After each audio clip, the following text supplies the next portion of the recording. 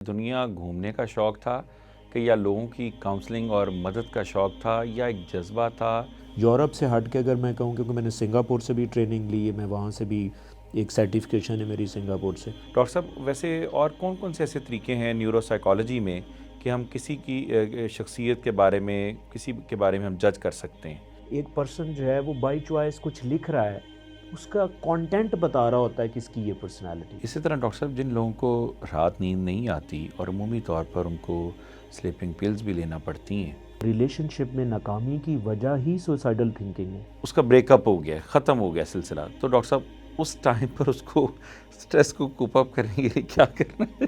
Depressive personality है, साथ financial issues भी हैं, साथ उसका ब्रेकअप भी हो गया है। नींद कितनी लेनी चाहिए? द मोस्ट इम्पॉर्टेंट फैक्टर कि जो हमारी यूथ रात पैकेज करवा कर जागती है। नींद का जो ड्यूरेशन इतना मैटर नहीं करता जितनी क्वालिटी मैटर करती। बच्चों के लिए क्या ऐसी डाइट है जो कि उनमें लर्निंग बढ़ाती है? बच्चों के लिए इतना कोई कॉन्शियस नहीं होना चाहिए, बल्कि उनको फैट की ज़रूरत होती है।